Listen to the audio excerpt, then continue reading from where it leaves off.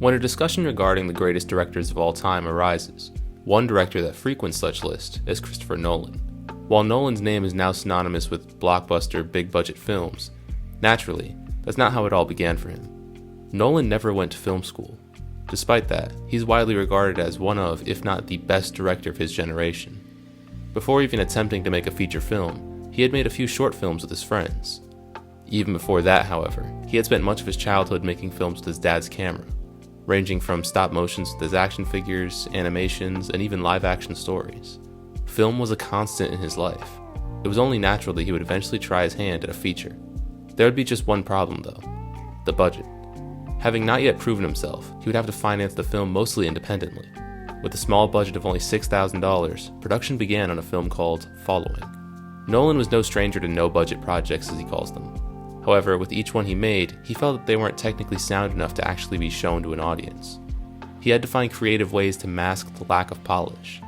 This is what led to many of the more unique elements of Following. For instance, when writing the script for Following, Nolan took inspiration from noir stories. This was partially because he was simply interested in the genre, but also because it would allow him to use black and white film. Black and white film saved Nolan a great deal of time and money that would have been spent on lighting and color grading. Another technical aspect of the film that Nolan had to mask was the lackluster sound quality. To do this, he bookended the film with high-quality voiceover. This way, the audience wasn't immediately made aware of the low budget. The opening sequence also used many insert shots, as well as a scene that was shot with a dolly. The voiceover is over these shots and scenes of the narrator walking down the street. These scenes of him walking down the street are shaky and of noticeably lower quality than the inserts or interrogation scene. All of this combined made the film come across as more professional to an audience, as it would seem like the shaky camera in certain scenes was a stylistic choice. Then about 5 minutes in, the high-quality voiceover disappears and the scenes shot with the dolly are gone. The film is showing its hand at this point, but the audience is already invested in the story. One aspect of the movie that surprised me with how technically sound it was is the music. Composed by David Julian, the budget for the soundtrack was reportedly $8, around the price of a blank digital audio tape. Considering this, the soundtrack is incredible. It fits the tone of the film well and contributes heavily to the atmosphere, whether that be excitement or mystery. Now obviously, with practically no real budget, the casting process was fairly simple. The actors are all Nolan's friends and family who agreed to shoot the movie in their spare time. Because of this, the acting can be a bit inconsistent. For the most part though, it's good. Because of the low budget, there wasn't much film to go around. In fact, they could only afford 1 or 2 takes of each scene. In order to get around this, the actors rehearsed their lines many times before even attempting to shoot the scenes. Speaking of their lines though, the dialogue all throughout is very well written, and the actors do a good job with their delivery.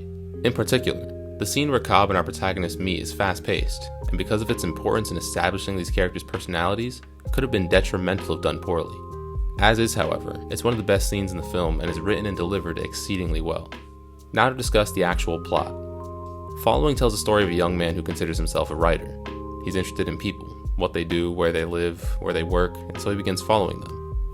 This begins fairly innocently, with him setting ground rules, like not following women late at night, only following people chosen at random, and his most important rule, not following the same person twice. The film begins when he breaks that rule.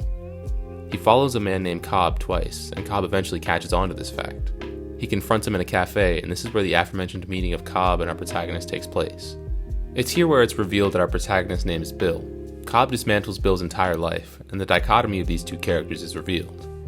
Cobb is confident and driven. He effortlessly guides his conversation to where he wants it to go, and he has no trouble revealing what he does for work, despite him being a burglar. Bill is lacking confidence, to say the least. Submissive even seems to be an appropriate term. He's clearly embarrassed about this habit of his, and of his life as a whole. He even tries to deny the fact that he's a writer, which is the only thing really going on in his life at the moment. This is what makes Cobb's proposal especially interesting to Bill. He invites Bill to come along with him to his next mark. Nolan got this idea about a film centering around burglary after his own apartment in London was broken into. Being Christopher Nolan, however, he made the burglar's motivations anything but ordinary. Nothing here of any value. You don't seem that concerned. I don't do it for the money. Why do you do it? For the adrenaline. And because, like you, I'm interested in people. Hey, you can tell a lot about people from their stuff. Cobb breaks into people's homes in order to learn more about them. He takes notice of things like college textbooks and the tenant's music collection to piece together their life story. He has an interest in people, as he puts it, but that's not the only reason he does this. By taking away their prized possessions, he forces his victims to think about why they needed this stuff anyway. They get a newfound appreciation for these items. An idea I found particularly fascinating is the box. Cobb explains how everyone has a box, an unconscious collection, an intimate display of someone's life. And while I doubt every individual has inadvertently made such a display, the scene did make me think of how an unknown third party could piece together someone's life story through a search of their belongings. Then, following this line of thinking, I began to think of items I'd personally own. Specifically the story behind particular items, why I wanted them. At one point they may have been the most important thing in the world to me, only to now be nothing more than a dusty decoration. In effect, the scene accomplishes Cobb's goal for the viewer in this way. This is a fascinating concept, and it's expressed to the audience eloquently with the dialogue. If written incorrectly, the scene could have come across as an out-of-place monologue. Bill having an interest in people makes his questions interview-esque though. It seems reasonable that he would ask such questions, and that Cobb would answer them the way he does. Just after the scene where Cobb reveals his philosophy, the method of storytelling this film employs is fully revealed. The narrative is non-linear. The scenes don't take place in chronological order. We had previously gotten inserts and brief clips of future events, but these aren't elaborated on at all, and like I said, are very short. They also take place during voiceover. For all we know, these could be past events. Now though, we get our first full scene taking place in the future. We also get a sign telling us whether a scene takes place in the future or past, that sign being the length of Bill's hair. The first full scene opens with Bill coming through a door, the haircut serving as a reveal in a way. It immediately clues us in that this scene doesn't take place after the one we just saw. While we're on the topic, the transitions between scenes are incredible all throughout the film. When moving between time periods, a hard cut to black is used. It's subtle and may not be something that someone explicitly notices, but subconsciously it's clear to the audience that a shift is happening. The hard cut to black makes it clear the section of the story we just saw is over. While this cut to black is meant to be jarring, the transitions are still somewhat smooth.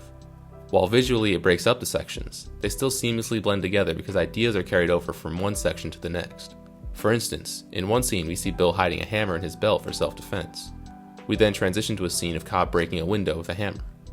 After they rob that house, the two have a conversation in an abandoned building. At the end of the conversation, Cobb invites Bill out to lunch. We then transition from that conversation to a scene of Bill speaking with a blonde woman at a restaurant. While not in the time period we expected the scene to take place in, it is in the location we expected, that being a restaurant. That's what I mean by the ideas carrying over between transitions. Telling a fragmented story like this could be overwhelming to an audience. At a certain point, with so many different plot lines going on, one may give up and become disinterested in the narrative. The ideas being carried over from one scene to the next, though, ensures that the audience stays focused. It gives them something to latch onto so they don't feel completely confused when we transition to another time period. Nolan does a great job of anticipating what the audience may be thinking. This is another way he holds our attention throughout the film. He shows us quick shots to force the audience to ask questions. This gives us something to look forward to, and then offers an eventual payoff. For instance, early on we see our protagonist beat up and coughing up a rubber glove. This immediately grabs our attention and makes us curious as to how we got here. We ask questions, and as we continue watching, we try and fill in the blanks ourselves. We learn that the guy Bill is following is considered to be dangerous. We naturally assume that he was the one who beat up Bill. Later on, it's revealed it was actually Cobb who did this, and this may serve as a major twist to the audience.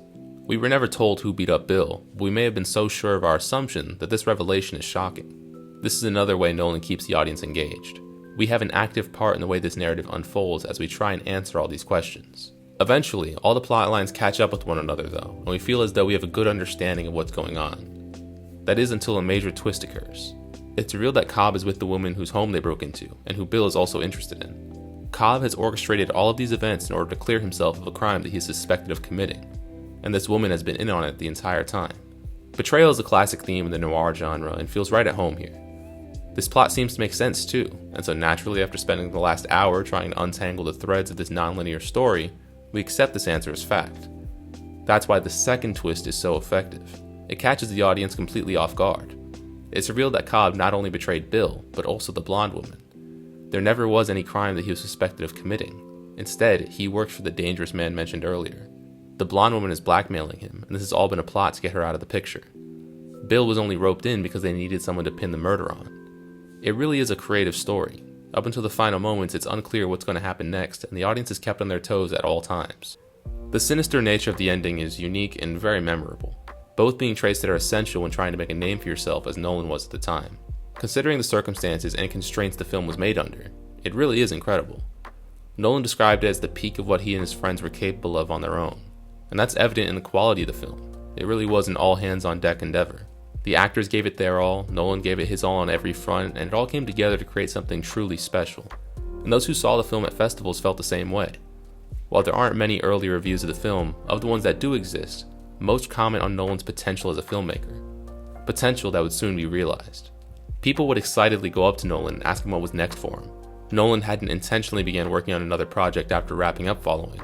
It happened naturally with his workflow. But it's a good thing that this was the case, because it meant that he had an answer when people asked what was next.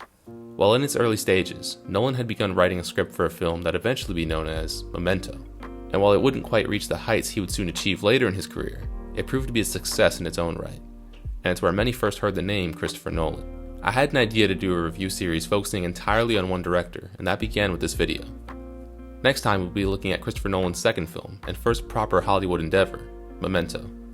If that's something you'd like to see, let me know in the comments, and subscribe for more videos like this. Thanks for watching.